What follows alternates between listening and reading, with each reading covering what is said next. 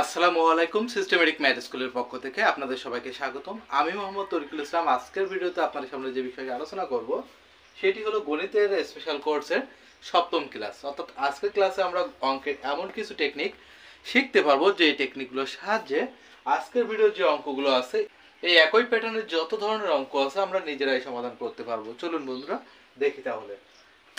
প্রথম যে প্রশ্নটি আছে 5:4 এর ব্যস্তানুপাত কত? সেক্ষেত্রে আমরা যেভাবে নির্ণয় করব, আমরা সাধারণত জানি যে অনুপাতের প্রথম যে মানটি থাকে সেটি হলো পূর্বপদ এবং পরের যে মানটি থাকে সেটি হলো পরপদ বা উত্তরপদ। যদি আমাদের ব্যস্তানুপাত নির্ণয় করতে হয় সেক্ষেত্রে মনে রাখতে হবে উত্তর যে পদ অর্থাৎ পরের যে পদটি পূর্বে লিখতে হবে এবং পূর্বের যে পদটি সেটি পরে লিখতে হবে। অর্থাৎ সেক্ষেত্রে 4 আসবে পূর্বে, অনুপাত এই 5 যাবে হলো পরে। এটি হলো এই প্রশ্নের সমাধান। বন্ধুরা চলুন পরবর্তী অঙ্কটি দেখি। 4:16 এর দ্বিভাজিত অনুপাত কত? দ্বিভাজিত অনুপাত কত? সেক্ষেত্রে আমরা যেভাবে নির্ণয় করব, প্রথমে এই অনুপাত দুইটি আমরা দিব, অর্থাৎ 4 অনুপাত হলো 16। এবার দ্বিভাজিত যেহেতু চাইছে সেহেতু আমরা এই মানগুলোকে রুট করব। সেক্ষেত্রে 4 কে যদি আমরা রুট করি তাহলে আসে 2, অনুপাত এই 16 কে যদি আমরা রুট করি তাহলে আসে হলো 4। এটি হলো এই প্রশ্নের সমাধান। বন্ধুরা চলুন পরবর্তী অঙ্কটি দেখি। একটি গাড়ির চাকা প্রতি মিনিটে 12 বার ঘোরে। প্রতি মিনিটে 12 বার ঘোরে।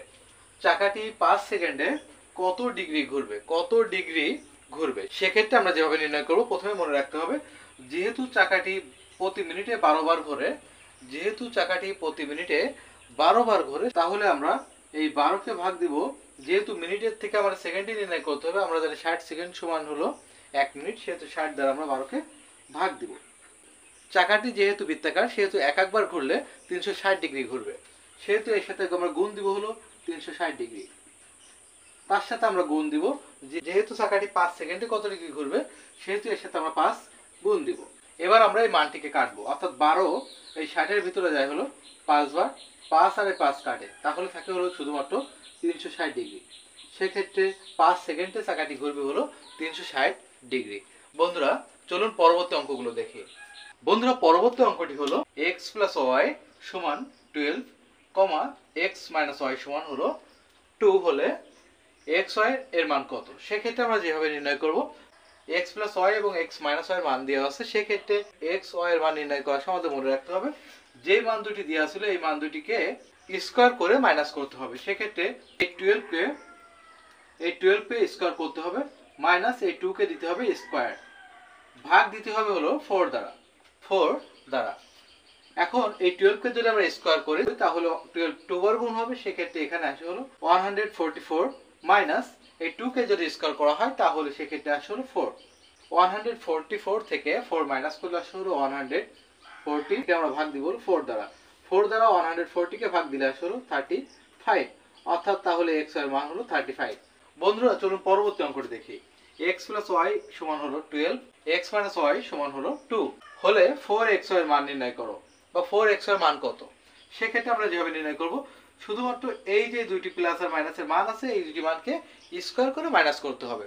অর্থাৎ সেক্ষেত্রে 12 স্কয়ার মাইনাস হলো 2 স্কয়ার, অর্থাৎ 12 কে যদি আমরা স্কয়ার করি সেক্ষেত্রে আসে 144, মাইনাস 2 কে স্কয়ার করলে আসে 4।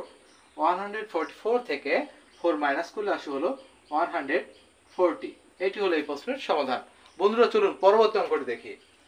x + y = হলো 12, x - y = হলো 2 হলে 2 ব্র্যাকেটে x² + y² এর মান কত? সেক্ষেত্রে আমাদের মনে রাখতে হবে যদি এভাবে প্লাস আর মাইনাসের মান দেওয়া থাকে তাহলে যেই দুটি মান দেওয়া আছে এই দুটি মানকে স্কয়ার করে যোগ করতে হবে।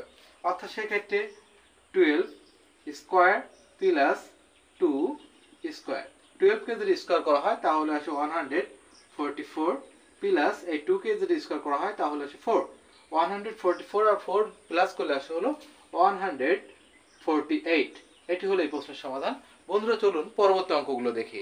বন্ধুরা পরবর্তী অঙ্কটি হলো 7 নম্বর, a পাওয়ার -1 প্লাস b পাওয়ার -1 ব্র্যাকেটের বাইরে আছে পাওয়ার -1। সেক্ষেত্রে আমরা যেভাবে সমাধান করব, যদি এভাবে প্রত্যেকটা ভিত্তির পাওয়ারে -1 থাকে সেক্ষেত্রে আমরা খুব সহজে যেভাবে করব সেটি হলো যেই দুটি মূল ভিত্তি আছে এই দুইটি প্রথমে লবে গুণ হবে, আর হরে এই দুইটি মান যোগ হবে, অর্থাৎ এ আর বি গুণ হবে, অর্থাৎ এ আর বি গুণ করলে আসে এ বি। আর হরের ক্ষেত্রে এই দুটি মান হবে যোগ, সেক্ষেত্রে এ আর বি যোগ করলে আসে হলো এ যোগ বি। এটি হলো এই প্রশ্নের সমাধান। বন্ধুরা চলুন পরবর্তী অঙ্কটি দেখি। এ পাওয়ার -1 প্লাস বি পাওয়ার -1 ব্র্যাকেটের বাইরে আছে পাওয়ার -2।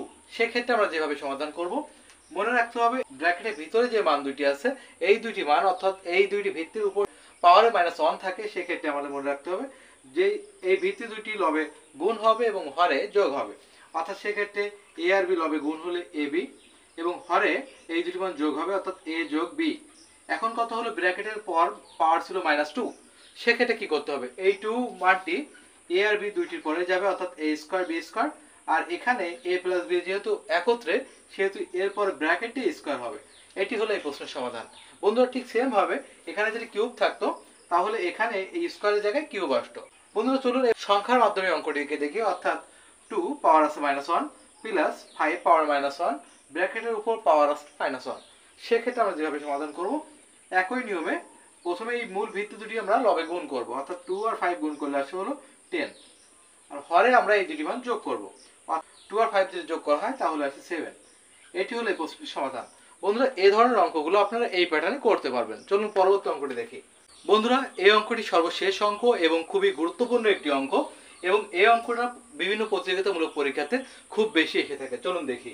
বৃত্তের একই চাপের উপর দণ্ডায়মান কেন্দ্রস্থ কোণ 60 ডিগ্রি হলে বৃত্তস্থ কোণ কত? বৃত্তস্থ কোণ কত?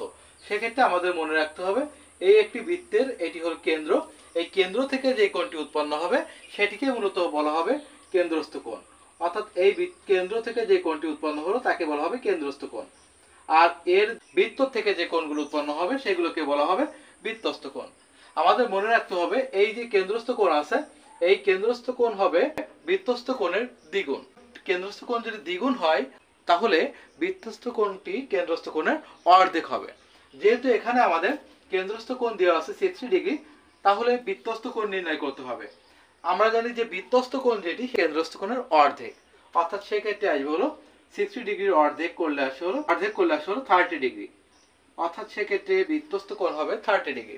ঠিক সেম ভাবে আমাদের যদি এখানে বলতো যে কোনো বৃত্তের বৃত্তস্থ কোণ 50 ডিগ্রি, তাহলে কেন্দ্রস্থ কোণ কত? সেক্ষেত্রে আমরা যেভাবে নির্ণয় করতাম, এই বৃত্তস্থ কোণকে 2 গুণ করে, অর্থাৎ তাহলে 50 কে 2 গুণ করলে আসে হলো 100, তাহলে কেন্দ্রস্থ কোণ আসতো 100 ডিগ্রি। এভাবে। ধন্যবাদ বন্ধুরা আমাদের ভিডিওটি দেখার জন্য। যদি আমাদের ভিডিওটি ভালো লাগে লাইক কমেন্ট শেয়ার করতে ভুলবেন না। আর যারা নতুন আছেন ভিডিওটি দেখছেন, গণিতের এমন আরো অনেক টেকনিক জানতে বা শিখতে আমাদের আইডিটি ফলো দিয়ে রাখবেন। আর যারা আমাদের ইউটিউব চ্যানেল থেকে আমাদের ভিডিওটি দেখছেন, অবশ্যই আমাদের ইউটিউব চ্যানেলটিকে সাবস্ক্রাইব করবেন।